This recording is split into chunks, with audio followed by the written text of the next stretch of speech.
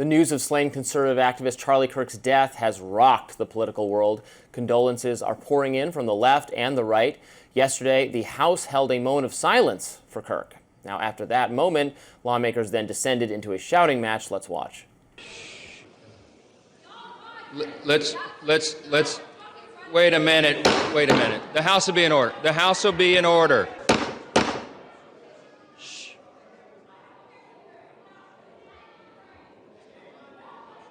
The House will be in order. Meanwhile, some lawmakers have been quick to place the blame on others besides the shooter. Republican Representatives Nancy Mace and Anna Paulina Luna blamed Democrats for the incident, but Democratic Illinois Governor J.B. Pritzker has differing views on the matter. Let's watch. Political violence, unfortunately, has been ratcheting up in this country. We saw the shootings, the killings in Minnesota. I think there are people who are fomenting it in this country. I think the president's rhetoric often foments it. We've seen the January 6th rioters who clearly, have tripped a new era of political violence. And the president, what did he do? He pardoned them. Meanwhile, Fox's Greg Gutfeld broke from conservatives with a surprising take. Let's take a look. We don't know who did this, but I do know it doesn't help the left, which makes me think, is it the left? I don't know. We don't know, but it feels professional. That's all it feels to me. Despite what his colleague said, Fox's Jesse Waters had stronger words following Kirk's death. Let's look at that. They are at war with us. Whether we want to accept it or not, they are at war with us. And what are we going to do about it? How much political violence are we going to tolerate? And everybody's accountable, and we're watching what they're saying on television and who's saying what. The politicians, the media, and all these rats out there. This can never happen again. It ends now. He followed up his remarks with this. We're angry and we're resolute, and we're going to avenge Charlie's death in the way Charlie would want it to be avenged. Meanwhile, MSNBC is being skewered for analyst Matthew Dowd's comments. Here are those words. Saying these awful words and not expect awful actions to take place. Matt. And that's the unfortunate environment we're in. Now, Dowd has since been let go from the network, and MSNBC has issued an apology. Authorities are now saying they have recovered a bolt-action rifle and that they have images of the suspect, which is very welcome news, obviously, because we hope that person is apprehended and brought to justice. I have confidence in law enforcement that that will be the case, although it was obviously dismaying when two different people were initially questioned and then released. They were not the individual, the suspect. I think that, though, really quick speaks to even FBI Director Kash Patel wanting to just get the information out. There is a honorable thing about trying to be super transparent immediately with the American public, but also the fact that we're saying, oh, okay, we have somebody, and then they're let go, and this is an innocent person, or we saw the old man be taken down, it's not the person. There just is a lot of, and I know he's like a career, you told me earlier, a career protester. The old man that was in some of the videos who was talked to by the police, my understanding is he is someone who shows up to a lot of But he doesn't deserve to be arrested protests. if he didn't do anything, if he protests, right? I think his thing is that he tries to get arrested for, not for trespass, that he has nothing to do with this. It's right. Yeah. So the reactions from all these people, so I always say, because the temptation, and I see it, to blame political rhetoric for killings happening is something that clearly right and left, it just appeals to them to do. Obviously, I've heard Donald Trump and J.D. Vance blame left-wing rhetoric for attempted violence against Republican figures. We just heard J.B. Pritzker there blaming conservative rhetoric for Democrats being targeted, or everything is about January 6th. Words do not kill people, and political rhetoric has always been provocative. It was provocative in the days of the founding of our country. So the connection, in my view, between heated political rhetoric and actual violence is not nearly as well substantiated as many people like to claim it is. Responsibility for violence lies with that person. And we have free speech in this country. Charlie Kirk believed as strongly as anyone in free speech in the First Amendment. He believed in debate. He used strong language to say what he thinks. I think that person on MSNBC who said that he somehow deserved to get shot because he used heated rhetoric that is absolutely appalling, and MSNBC has parted ways with that person, and good riddance. But it is used as an excuse for a censorship agenda in so many cases, and both sides do this, and I'm opposed to it.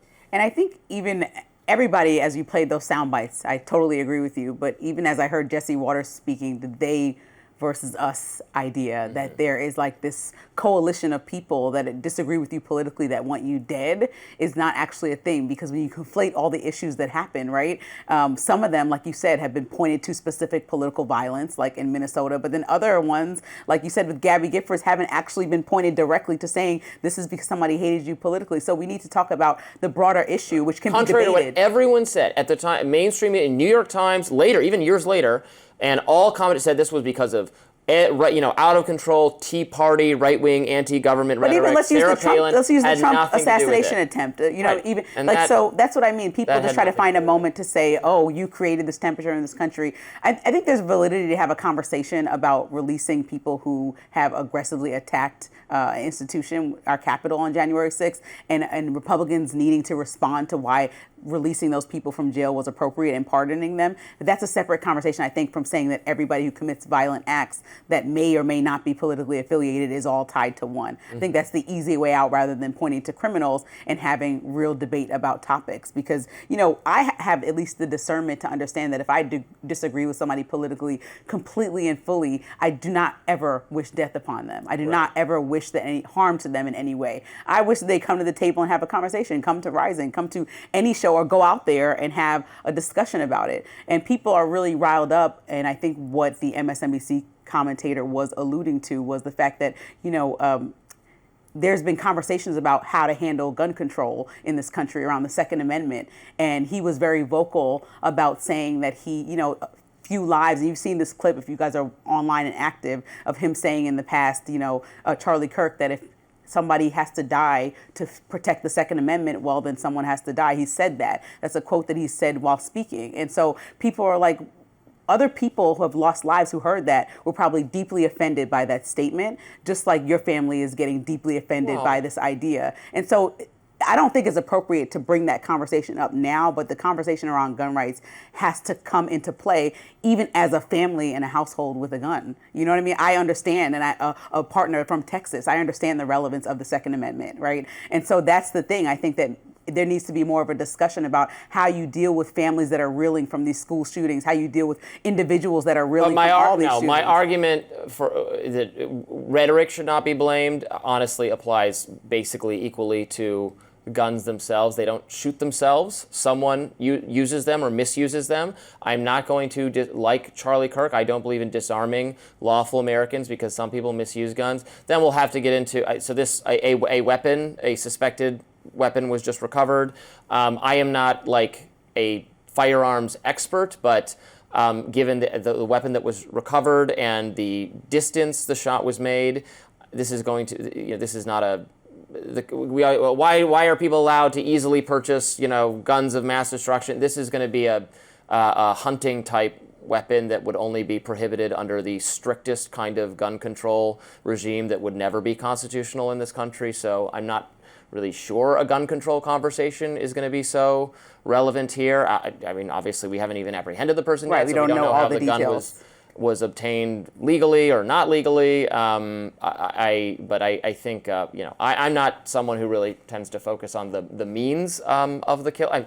Charlie Kirk made himself extremely accessible to the people, to students, to college students. I don't know what level of security would have been needed to stop. But another issue for me is to the security. So at a college campus with an attendance expectation of 3,000 people, the fact that one student I read on NBC yesterday said it's just a scannable QR code to get in, it's pretty much opening. I know he had his own security we're a free there. Society. I mean, we're a high trust free society. I know, but they can wind people down, and I understand the shooter was likely on a rooftop It's that far away, but it's still like there were no protections in place to even make sure the people in the building didn't have bad actions, knowing that you got 1,000 voices on campus that said they didn't want them there, which is overwhelming for a smaller university compared to, like, let's say a humongous, university, which that one was. So I just think, there could have been more protections in place. I don't know that because the way that President Trump has responded to this. Trump's the president, so there should be more security for him. But no, but I'm getting to a point that the way that President Trump responded to this,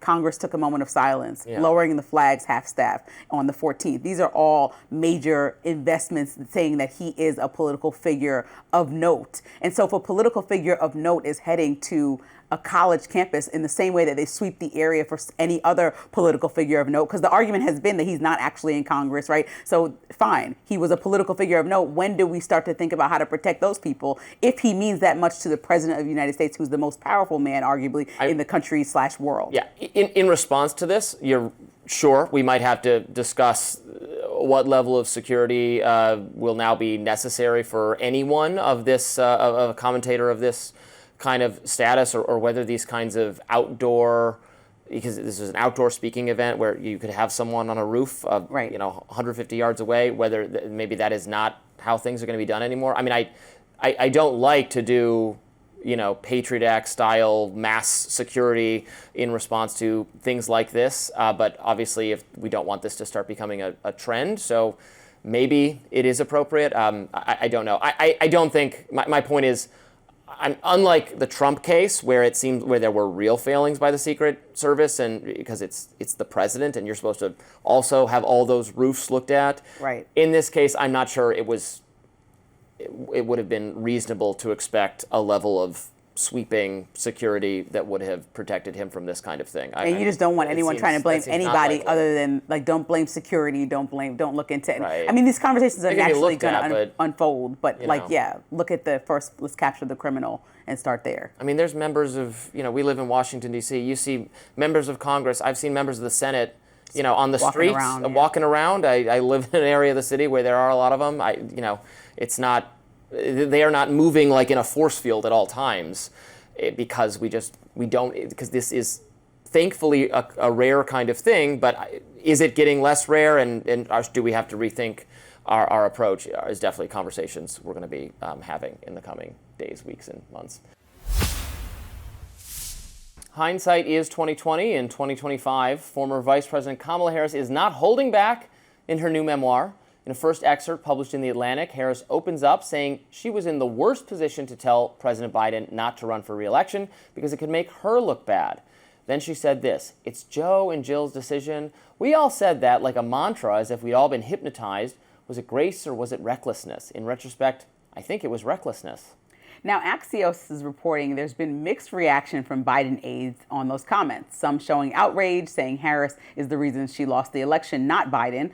Others showing appreciation of her speaking out, agreeing the Bidens should never have run in the first place, or they shouldn't have agreed and then allowed Joe Biden to run if that was the case. Now, Harris does go on to defend Biden's mental capabilities. She calls Biden a, quote, smart guy, and, quote, on his worst day, he was more deeply knowledgeable, more capable of exercising judgment, and far more compassionate than Donald Trump on his best. But at 81, Joe got tired. That's when his age showed in physical and verbal stumbles. Harris is gearing up for a 15-city book tour later this month. And much later, she's gearing up for a run for the presidency, is what I assume, based on this. This excerpt left much to be desired, in my opinion. It was unfortunately, very just characteristic of Kamala Harris in general. It was very boring. It was kind of wishy-washy. It was not strongly anti-Biden in that her commentary, as we just said there, this was not particularly harsh. Biden is not a popular figure. Democrats should be throwing him under the bus, and many are. She's still not doing that. She also doesn't just full-throatedly defend the decision for him to run re-election. She's, again, it's so characteristic of her. She's trying to have it both ways. She's trying not to offend anyone. Biden's aides are, some of them, offended. Who cares? These people are liars. They covered up that the president was incapable of being the president. They were trying to drag his body over the finish line. Like, these people are utterly discredited. No one wants to hear from them again. That Kamala Harris is still kind of afraid to offend them I think, reflects poor political judgment. that she has demonstrated all along. So I was underwhelmed. I'm actually gonna have a hot take. I'm extremely annoyed with this, for a totally different reason than you, because we are in like the fifth quarter.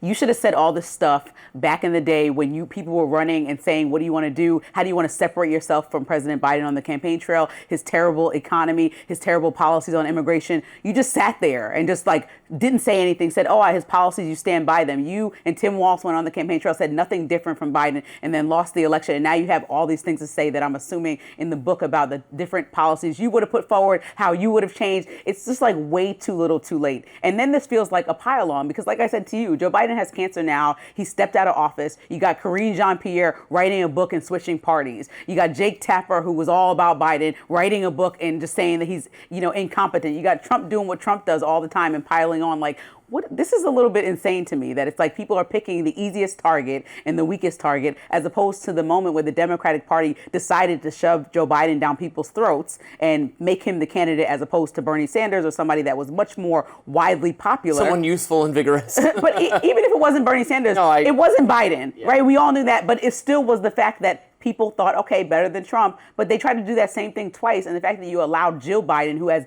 no actual political standing, to be that vocal in the process, and no Democrat said anything, even if it didn't want to be Kamala because it looks self-serving, to me, this is ridiculous. And I'm just like so annoyed that now everybody's so retrospective and can figure out what went wrong when people were calling Trump all these dramatic names like dictator, and like even today the protesters calling him Hitler. It's like, so if the Democratic Party has called these things like modern day Gestapo and still saying these things, I mean, we do segments in the last 2 months on some of these things, then how was the plan to do nothing and say something afterwards to write a book to make money?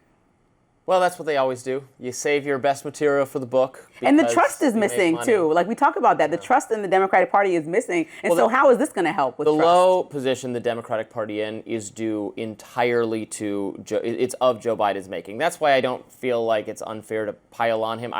You're right. I also don't enjoy really sticking it to an old man who has cancer, but he chose this when he decided to run for re-election. He should have been talked out of that by Jill Biden, by Hunter, by his aides and associates, this people he's surrounded with, but they were sycophants. They were, Grima Wormtongue whispering in his ear. Yes, they should have said, you cannot do this for another 4 years. He couldn't even do it for the rest of that time, but certainly not for another 4 years. Everything that has gone wrong for the Democratic Party is downstream of that uniquely bad decision to run for re-election, when he said from the outset that he was going to be a transformational figure. He was going to allow for a transformation to take place, transitional figure, in the Democratic Party make the way for new leadership. And then he just totally reneged on that. And he would have totally been looked at as this almost like icon-like figure, because he moved out of the way to create a space and built up a newer, fresher voice. Even if that was Kamala, there were opportunities to build her up during your presidency to make it so that she's a viable candidate. But what happened was what she's alleging in her book is that they constantly stifled any good news reports about her and didn't elevate anything that came out that was actually worth talking about, like things that she was doing overseas besides making gaffes or fumbling on words. Like they just allowed those news stories to run and didn't correct it with right information because she was outshining. And that is so, it's so whiny. This excerpt is whiny. She complains that she doesn't get enough comm support from Biden's team, but she has her own team. It's like, yeah, but you can't overstep. You gotta stand on your own two legs here. You can't overstep. You know how it goes. It's almost like the royal family in politics, right? Which is why Biden was even the candidate, right? There's an order, and maybe this is just on the Democratic side because I haven't looked into. I think Trump skipped the line, so he broke that that up a little bit. But there are people who are expected to be in succession, and you're supposed to wait your turn. Like it happened with Hillary and Obama. It's like Obama skipped his turn. The Democratic Party's problem is the wait your turn. Agreed. Philosophy. But she never tried to accomplish. She had to do something on her own. Like, you're right. Look at all these Republican conservative figures who just go out and turn themselves into stars if they have talent by just talking to people, by being on podcasts, by introducing themselves. They're not waiting for someone else to say, "Oh, here's a podium.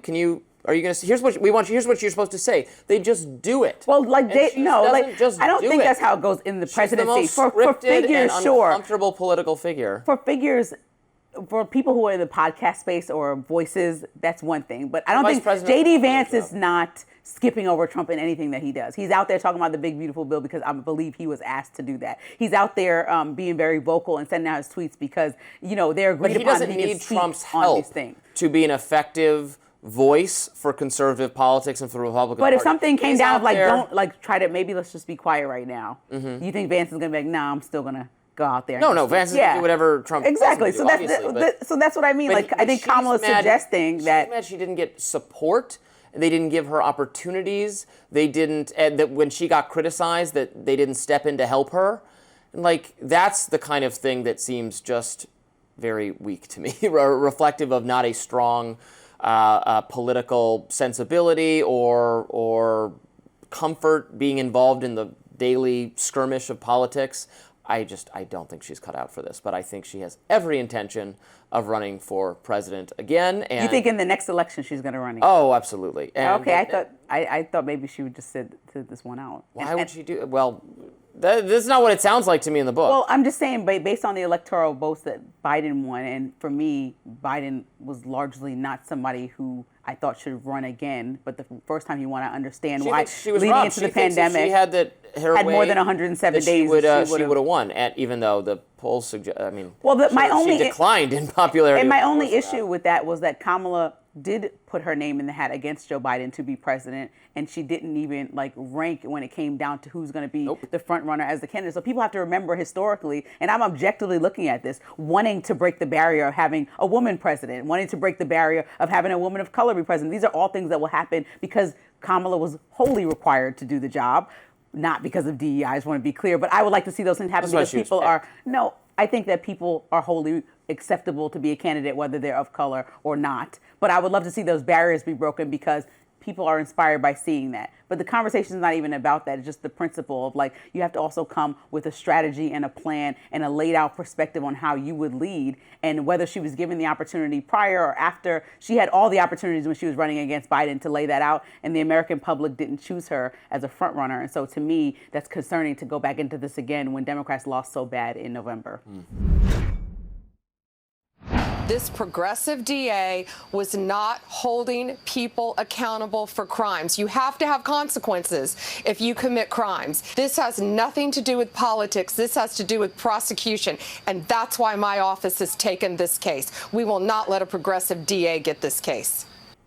Attorney General Pam Bondi there announcing on Fox that the DOJ will be taking over Irina Zarutsky's murder case, arguing that North Carolina prosecutors failed to keep a dangerous person behind bars. DeCarlos Brown's 14 previous arrests have become a focal point of the case, obviously. Vice President J.D. Vance pointed to former North Carolina Governor Roy Cooper on X, writing this: law enforcement arrested this thug 14 times. It wasn't law enforcement that failed. It was weak politicians like you who kept letting him out of prison.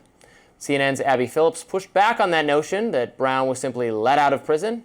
Take a listen. I'm just saying he did actually serve time for the violent offenses that he committed. But he was a career criminal, a repeat offender who was let back onto our streets despite a really bad criminal record that suggests he should have been locked away for life because he was threatening the public. He was a menace to society. He should have been locked away for life for what now? He should have schizophrenia. Locked up for schizophrenia didn't sit well with some of the more liberal voices on that panel. Here's more of that exchange. There's thousands and thousands of people in America, more than, tens, hundreds of thousands who have been diagnosed with schizophrenia that are walking around and that are leading fairly normal lives because they are under treatment. A lot of people so who are mentally ill going to lock violent. up everybody with schizophrenia for life? He demonstrated violent proclivities repeatedly. You said he should be locked away for life for schizophrenia. People shouldn't be locked away for mental illness. They should be treated for it. In an institution. Yes. For life? Listening to Anna Navarro makes me feel psychotic, so I understand why people are losing their minds. But I think the liberals on that panel really humiliated themselves. What the conservative woman there was saying, she's with National Review, I think, he doesn't need to be, schizophrenic people or dangerously mentally ill people don't need to be locked away in prison. We only send people convicted of crimes to prison. But people who are dangerously mentally ill need to be institutionalized. Well, I think she misspoke, and whether it was misspeaking or actually meaning it, she said that basically he was let out of prison and he should be there for life. And so those were her words. And so Abby rightfully questioned why you would put somebody he was let out in jail. Because it's a mental health illness. He's a criminal. Now, if you argue he was a criminal. Right, so if you argue a career criminal that's schizophrenic and calculate them all together, maybe there's a law that we abide by and put people in jail for those things. But if he served 5 years for committing his armed robbery crime and had a bunch of other crimes, like some of them included shoplifting, and mind you, I think that this is an egregious man who should go to jail for the rest of his life. But he's been... Well, now he's going to jail for the rest of his life. Yes, but I mean, but 14 cold-blooded murder. Right, and 14 different criminal offenses. I think definitely if he was put in prison for any of those other things, maybe they should have been compiled. But for the schizophrenia is not a reason to tell somebody they need to go to prison. So combining they need to be off the streets. Criminal, The point where that becomes relevant is his mother recognized that he was unstable and dangerous. This is post the criminal conviction in the prison sentence. Recognizes that, has him involuntarily committed. He's kept for 2 weeks in a mental health facility, is diagnosed with schizophrenia, and then is let go because the court ordered him let go. That's where the failure is. It's not a policing failure, and they're saying it's the prosecutors. I'd have to look more closely at exactly what it sounds to me like it's a court failure. Now that might be because of the law. Maybe it's state legislature needs to revisit this.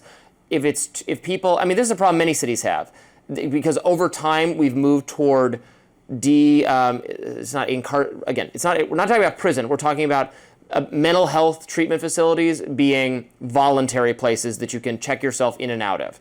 But the dangerously psychotic, schizophrenic people cannot make that choice for themselves, should not be able to make that choice for themselves.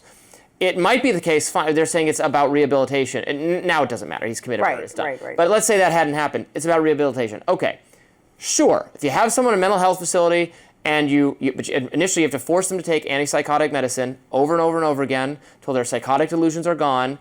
And then if there's some long period of time where they're taking their medicine and they're in the facility, could they get theoretically released at some point? Sure. But we need to move to a model where that's an aspiration to shoot for, not saying it's impossible, but where the default is that dangerously mentally ill people, like the people we see in our streets, flailing on the sidewalk, throwing excrement at people, dangers to themselves and others, that those people are not going to be allowed to live like that. Now, this requires laws to be passed in order to hold somebody, because his mom did see something, say something. Right. She called and did something. But the point is to hold somebody that's now homeless, whose mom has really rendered that this is not her responsibility anymore, that is a grown adult, requires funding, because he would have to rely on government support to keep him in a running facility that would keep him, as the National Review woman on CNN said, locked away, if she was referring to a mental health institution. And so that, to me, requires a real conversation and bipartisan support to fund things like that. And so I'm happy to have this conversation, because I think everyone should be on the same page that this is an egregious, terrible thing that happened.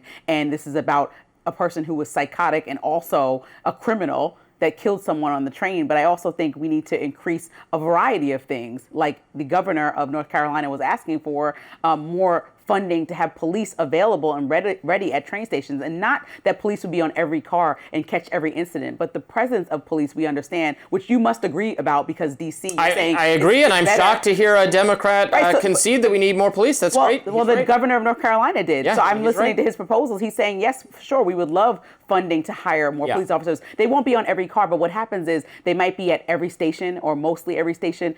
Every car is impossible. So when something like that happens, if people do see something, they say something, they're arrested on the spot. We're not looking for this man. This is not a policing issue, and it's not a funding issue, because there's plenty of funding already for mental health facilities. Or at least there is in D.C. Maybe there's not in North. If there's not, so in North Carolina, you want government the law funding. Has to so you want the government to pay for people who are homeless to stay locked up in a mental institution, because you don't want government to pay for much, but that's the exception you will make to cover, because he has no family covering those bills, or no job, no nothing. Just to be clear, just he was in homeless. the same way that our tax dollars have to pay for prisons. There are a small number of core government functions that we need to be taxed to pay for. I don't like it, but it's the way it is. Policing services, judicial services, courts. We're going to have courts, we're going to have police, we're going to have prisons, we're going to have mental health facilities, so that we can keep our public spaces We're going to have some public spaces, parks, etc. We want to keep those pristine and clean and safe so that people can use them, or else there's no point in having them.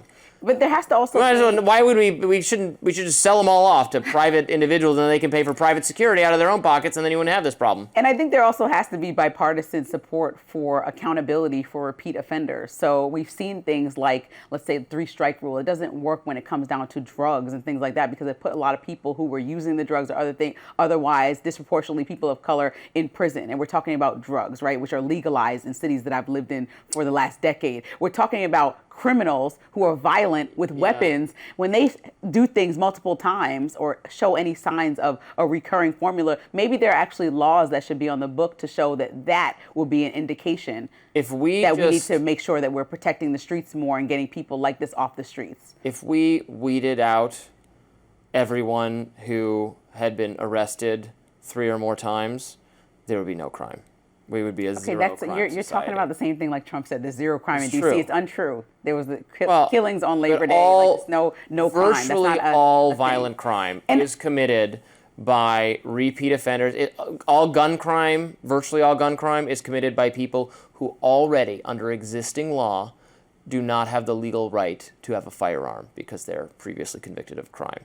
So it's there's a small crime is there's a high level of gun crime in this country relative to other countries, but it's not that there's just pervasive violence everywhere. It's a small segment of the population that is, again, responsible for instances like this, what we just saw. This guy didn't wake up one day, suddenly become psychotic and stab someone. He's had more than a dozen other interactions with police. He's had calls to 911. He was incarcerated. This is a problem person, and a well-known problem person. There aren't a gazillion of these kinds of people in our country. There's just a couple of them causing this level of trouble. Agreed, and I think that this level of the terms we use, the thug, the repeat signs that show people are going to do something, we should be using in the same instances with mass shooters, because most of the time their parents did say something, or someone around them did notice something, or they wrote manifestos online, and we could find this information, but no one's done anything. Right, I say that all the time. They're shooting things up, and agree. They should also be called the same thug and everything. And I also just want to point out something from your radar, which you brought up. You said that the media was quick to talk about like the George Floyd situation, but not quick to talk about this situation. Both terrible and tragic, right?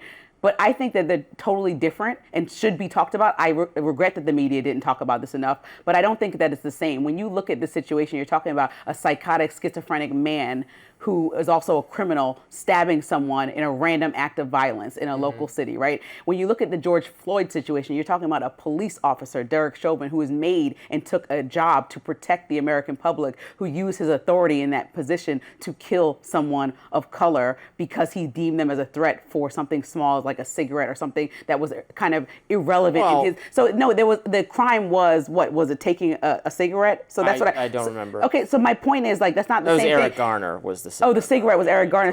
George Floyd was, I don't remember what the... My point is that's the stark difference between the two things, is that this man on the train was a schizophrenic, crazy man that killed someone. That was a police officer in a position of authority that killed someone. So I think that those two things should be separate and not conflated as similar, because they're totally not, right? That's not a random act of violence when a police officer does that. That's somebody who's empowered and in a position and has used their authority in a terribly wrong way and should be removed from their position. Well, but it was held up as an example, as a indicative of the kind of policing we have in this country, as if it's a pervasive problem. The amount of also, it was held up as a racial instance because the police officer was white and the George Floyd is black, even though no evidence was presented whatsoever at any point that the wrongful death was motivated by racial animus, which was always confusing to me. I agree that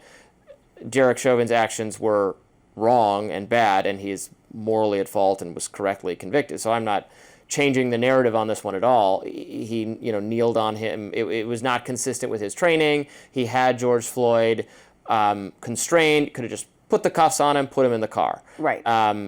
So I'm not making any excuses for what happened, but it became indicative of like racial mistreatment of people by police. But it was not even. there was no evidence that it was racially motivated. Whereas in this case, by the way, Zaruska, he did scream like, got that white girl. Allegedly, but have we heard that report fully confirmed that this is what he said? Yes. Now, he's a crazy person. So am I going to even consider that evidence of some, well thought out racial grievance? Probably not. It also doesn't matter to me.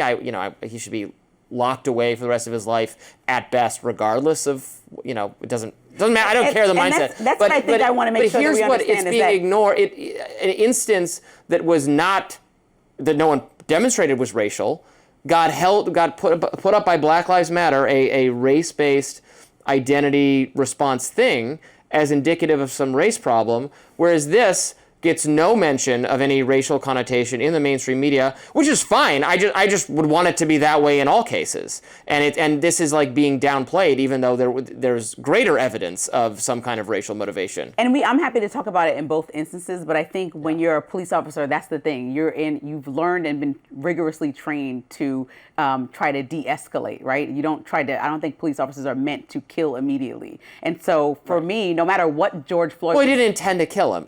That sounds like making excuses. It was a wrongful... He used overly aggressive tactics with somebody who he viewed for whatever reason, and I think history tells us that there could be some racial implications there, that he was a bigger black man, that he felt that he should be more terrified, right? And so that was showing us that why would you use that type of aggression? And then you see the aggression, like, even though there's equal amount of arrests of white people, black people, you'll see the aggression sometimes escalate when people are responding in black neighborhoods. I mean, there's been studies showing stuff like this. So that's why people are saying he didn't run over there and say, oh, this black guy, but it's just the principle that why are you more terrified that you need to use tactics that end up leading to death when it comes to people of color, as opposed to mass shooters being apprehended and stopping at the store on their way. Mass shooters are not even treated like that. We've seen white cops respond to mass shooters. So that's my thing. Like, that's an egregious act, and then you apprehend the shooter and you put him in the back of the car, and that's the end of that story. Like, that's what I'm saying. We've seen in the same year that happened. And so to me... Mass shooters are not always taken. I mean, they're not. Sometimes they kill themselves. Sometimes cops kill them. But that's my point is that to watch that situation play out, you're like, why was that the tactic for this? We didn't see an obvious crime like in this. If this happened to the man on the subway, I would say rightfully so, right? We saw an active crime where that man was an aggressor, and I could see why the police would immediately take him down. He was taken into custody, right? They haven't. Right. So exactly. But I'm not saying that these are the same. I just said I don't want to put them in the same sentence as to why the media didn't cover it that way. I think because there was a lack of coverage of people until Black Lives Matter became a big movement of people covering instances where cops did make the wrong choice. And as somebody with family members that are cops, I do not think we should paint a broad stroke brush saying cops are bad. I think that that's incorrect. A majority, just like I said earlier in this story, are good people on trains and good cops running around actually doing the job and keeping our neighborhoods safe. But I don't think it's good to ever try to act like those are two of the same stories, because there's layered reasons, starting with the fact that Derek Chauvin was an authority figure, about why that should deserve national attention, because his police department and the entire country should look at their police departments and say, if anybody feels they should act this way as a protector with a responsibility to be a protector of civilians, then this needs to be reviewed. And it's happened in more than one police department. Now, it's just days after HHS Secretary RFK Jr.'s fiery Senate hearing, and President Trump appears to be changing his tune on some of Kennedy's stances. It all comes as Kennedy has faced widespread criticism for his new vaccine mandates and CDC staffing overhaul. Let's take a look at what Trump had to say. You have some vaccines that are so amazing. The polio vaccine, I happen to think, is amazing. A lot of people think that COVID is amazing. You know, there are many people that believe strongly in that. But you have some vaccines that are so incredible.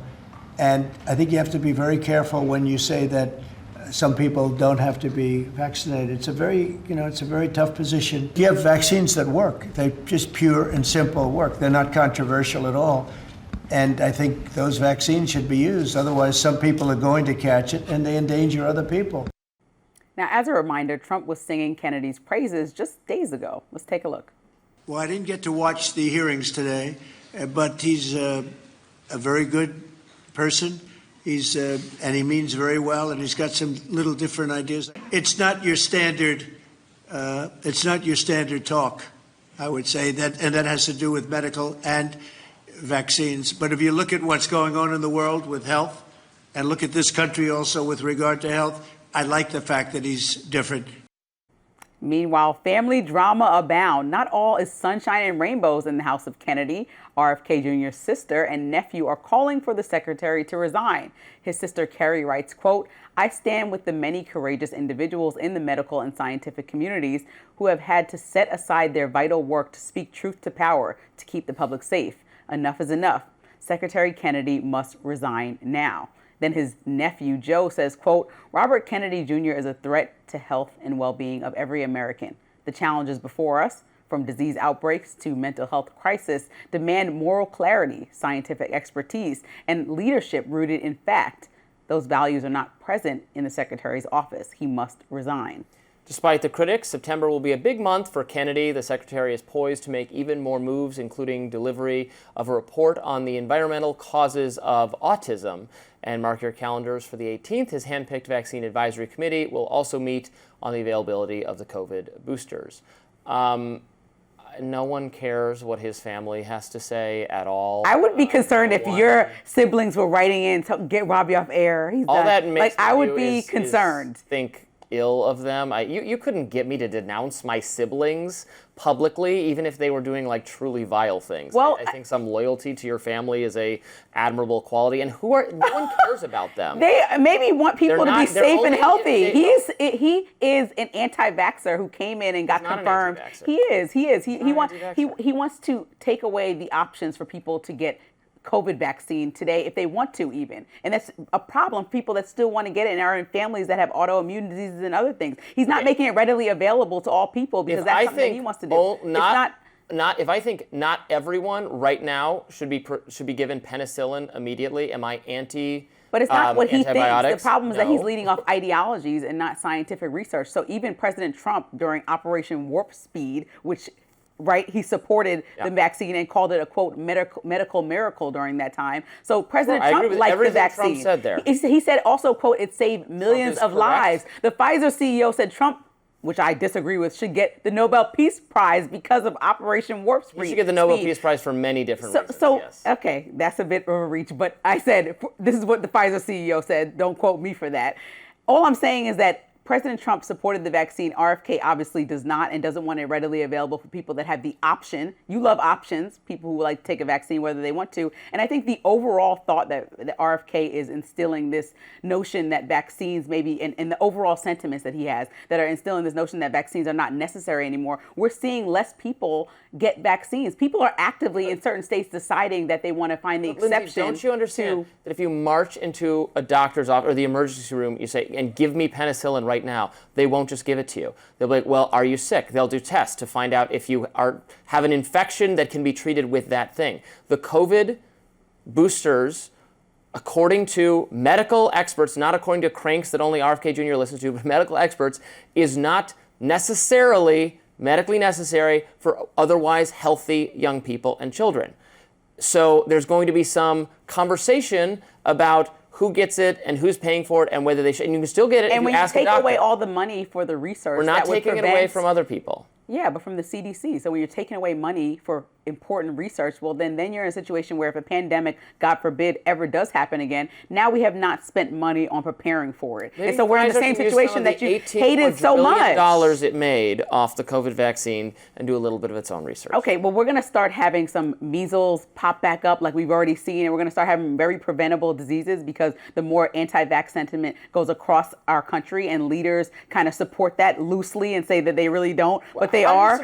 He said he wrote an op-ed saying it's a good choice. It was eradicated in this country, but then it's also there's people like the Surgeon General in Florida who are suggesting that they want to get rid of mandatory vaccinations throughout the entire state, which is ridiculous. And so when you get into a situation like this now, if RFK is the leader, somebody who has been openly anti-vax historically, who changed their tune just to get a position, well, now we're in a situation where people are empowered and emboldened to go against science and put us in a position where teachers and kids and people with autoimmune disease and who are vulnerable in schools are talking about polio, measles, mumps, and rubella again because this looks like an option and a conversation that's about options rather than science and research.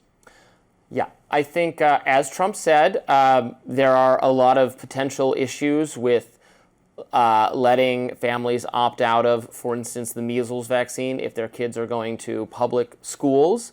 I am generally for letting families decide medical decisions and not having the government overrule them. So I would, this is, as Trump said, this is a difficult case because there's a potential harm to others if you're, again, in the public school. Right. If you're being homeschooled or you're in some private, it should just, private school, it should be whatever the policy is of the private school. I would not require it of you. In the public school, well, then they can have a rule that says you're going to do that. Okay, but for the party that's very family first, which is the Republican Party, what's the consensus here? So in Texas, a 6-year-old did not get the measles shot because their parents didn't want them to, right? I guess you can call them anti-vax. That kid died because he contracted measles.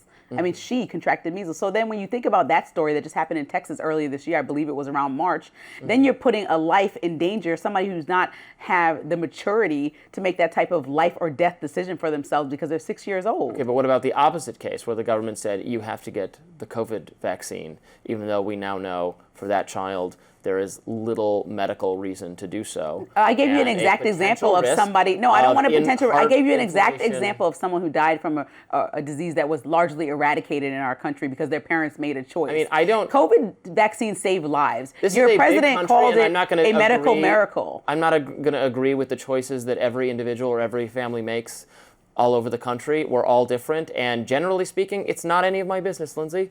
You do you, and I do me, and that's the way we should live side by side. Yeah, but not only did that kid's parents put other people at risk and at danger for contracting measles, they also allowed their kid to pass away and then stood by their decision. Like they would go back and not give her the shot again. And so to me, that's wild to be a parent's choice rather than a mandated thing that we know historically for decades has protected people. I don't trust the government to make this choice better in the aggregate than families, even though that family clearly made the wrong choice. And I gave you my answer for the public schools. I would say then yes, then the school gets to require it. So sad things are going to happen when you live in a free country and you don't just leave it up to centralized authority figures to tell us everything to do. But my proposition is that fewer sad things happen than when you live under authoritarianism and they lock you in your homes to stop the spread of a disease. But RFK is getting reeled out by both sides. We saw that hearing, and that was a disaster for RFK, who sat there looking like a scolded child because both Republicans and Democrats were coming at him. That's not the way I heard it. I mean, what I was watching was people directly asking him, what's your plan? You're providing chaos. You're firing people that you begged us to help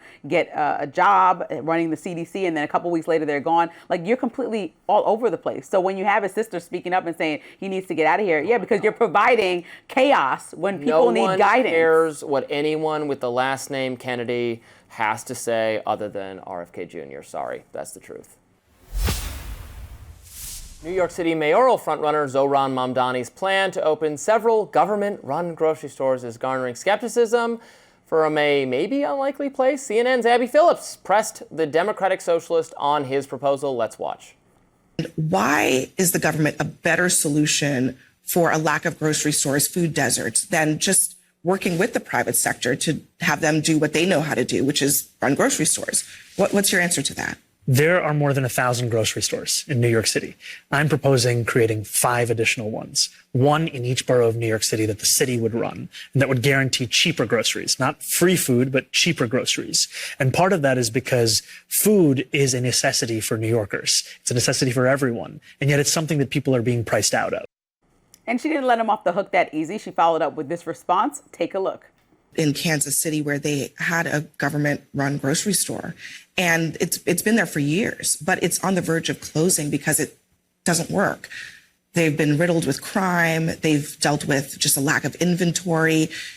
There are other examples where it just hasn't worked because, frankly, the government is not that good at being in the business of being in grocery stores. Now, Mamdani's appearance comes after days of mounting speculation that current Mayor Eric Adams and Republican candidate Curtis Sewell will drop out of the race. But both candidates have reaffirmed their desire to stay in the race. Currently, Mamdani is leading the other candidates in a 4-way race, according to recent polls, and he has 42% support over former New York Governor Andrew Cuomo. Yeah, Sewell and Adams ain't going nowhere. And this is the Mamdani show. And he's going to win and do his stupid government-run grocery plan. Okay, first of all, food I understand the concept. Okay, of I'm about to say, do you want me to explain this to you, Robbie? There's no grocery store nearby. This doesn't apply to New York. What? It definitely does. There's certain areas where there's like a corner store, what we call like a bodega or something. It's not all the healthiest groceries, and it's very highly priced groceries that people have closest to them. Also, if you know that, because I've lived in New York, some people live in a walk-up. I know that might be old school to you, but I lived at a 6th-floor walk-up. And so meaning you need to get a grocery store that's very close, because not only are you carrying the groceries if you're walking now, or you're using public transportation, now you're walking all the way up to your top of your apartment to drop the groceries off. So they need to be close, accessible, and easy. You can't Uber around everywhere, Robbie. They don't have the luxury, some people, of doing that. I've spent significant time in New York City. I've enjoyed none of it, but there is. We're talking about the boroughs also, right? Get you around everywhere, and I just don't believe this is actually a problem. If it is a problem, and then if Abby Phillip, good for her, she's totally dead on here, is pointing out the obvious problems that if you have a government-run store that's offering deliberately lower prices, people might just swarm that store because it's offering lower prices, and so they're going to have difficulty keeping their inventory. You could, this is the stupidest way, in my view, to go about redistribution or welfare, is to have the government run something, because the government, like she says, runs things badly. If you're going to do some kind of redistribution or welfare policy, just write a check to the poor people, and then they can use that money to go hire a better carrying cart, whatever, to take the groceries from the grocery store to pay for the groceries, rather than have the government run what in 5 locations in this giant city. How is that even going to necessarily help the problem you're pointing out? What if you don't live close to that one? There's no way you can put it somewhere where that's solving that problem for a large number of people by its very nature. So it seems just very silly to me. I certainly don't think that out of all of Mamdani's ideas, this one is at the top of the list for me, right? But food insecurity is real in New York City. I believe since 2019, the state comptroller in New York says that prices have gone up for groceries, specifically in New York, more than the rest of the country at 25%. And so if you think about the already cost of living in New York, plus the groceries, Mamdani is speaking, whether you like what he's saying or not. He's providing solutions, whether you think they're unrealistic or not. He's doing the same thing that President Trump did during the campaign trail, provide solutions to people that are economically hurting. And so he's saying, here's my ideas. I want to freeze rents and create stabilization for rent. I want to provide these government-run grocery stores. I want to make childcare acceptable and free for parents. And so he's not only just talking to people exactly where they want to hear it and talking to their wallets, because people care about that and mostly voted Trump in because of that, according to most polls during the election season. He's actually coming up with solutions. So just like people may or may not have agreed with Trump's solutions, he won because he was presenting them. And what people argue is that Democrats aren't doing that enough. And I applaud Mamdani for even laying them out. He's put forth an idea. It's a bad one, but it's an idea. Here's my solution. I would like to look at, what are the rules and regulations that make it difficult to open, start, run a bodega? Which of those could we relax so that you can open them more easily, you can get inventory more easily, and there'll be more competition, and there'll be more of them on more corners, so that will solve the problem of having to walk or take public transportation too far to get to one, and then competition lowers prices. So that's how I would deal with it. I would look at is there something in here we can get rid of? How's the permitting process? How long does it take? How rapidly does whatever local government bureaucracy approve your I would like to open a bodega request? Can we expedite that? That's my solution. And separately, I think what's interesting about the conversation that we were having. Not going to do that, by the way. Well, the conversation we were having about President Trump trying to. There's reports out that he's trying to get people out of the race so that it's Cuomo versus Mamdani. Sure. And I think that that's so interesting because, number one, I don't know that that's a winning formula. I'm not sure that Eric Adams, the people that are still supporting him, and certainly not the Republicans that are supporting Sliwa, will actually say, I'm going to go over to Cuomo because my candidate left. And polls suggest it's winnable for Cuomo if they both get out. You're right. I don't think it's a sure thing, but it's a sure loss right now. Right, but that's one thing. But then also, most Republicans actually, from the ones that I've been speaking to, are excited about the idea of Mamdani being the face of the Democratic Party so that they can rail on this throughout the entire midterms and paint Democrats with a broad brush and say, oh, all Democrats want this. This is the next wave of the party, since no one has laid out clear direction. So it seems like a win. But for President Trump, this is a loss. And we understand why. President Trump is heavily involved in business and real estate in New York. He talks to billionaires from New York probably all the time. And I'm sure they're campaigning for him to not allow this to happen because it will directly affect their pockets. But sometimes people like Mamdani are thinking about the people maybe that are not millionaires and billionaires and trying to say New York is completely unaffordable. If you think the rest of the country is unaffordable, New York is at the top tier of that list. It's very expensive.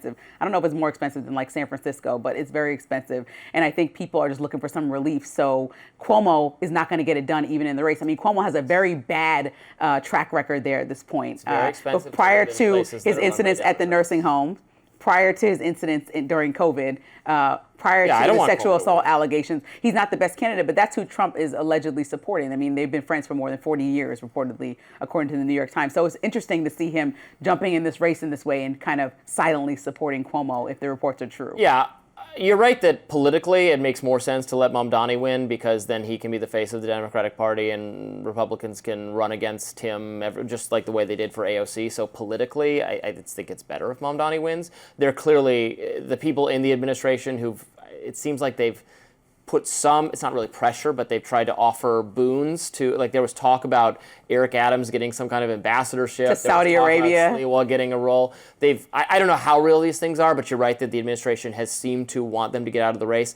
So that has to be that's not for political, tactical reasons, because Mamdani is better for optics. I think they genuinely think, right, Mamdani's policies would be very bad for New York City, and Trump himself lives in New York City at times and has friends and business associates there that would think it would be bad. So, but here's the thing: it's sincere that they don't want him to win. What if Mamdani's policies work out?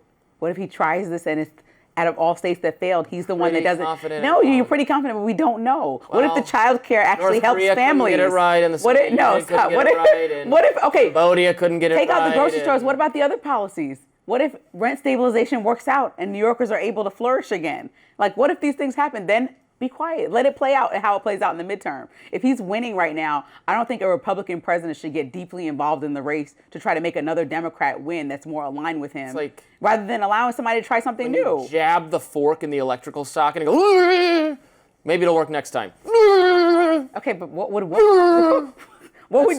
you be hoping to work with the fork going? Well, his policies might be fine. Like, that makes no sense. Why would you ever stick the fork in? You're right. It makes no sense. I don't know why people keep voting for it. But he could be successful because maybe he just won't do any of the bad socialist ideas, and he'll govern as a normal Democrat or a normal. No, nobody wants normal Democrat. Nobody wants normal Democrat. People did not. Democrats don't. No, people did not pick Kamala a normal Democrat. People did not pick her to be president. People didn't want a normal Democrat, right? No personality. Okay, well, if you're voting off personality, that's ridiculous. You should vote off leadership, laws, and standing by what you said you were going to do, all things that President Trump lacks in, right? He's not following through. Things he said he's going to do, doesn't have good leadership skills, acts like a child with AI. You're making people laugh. All right, we should leave it there.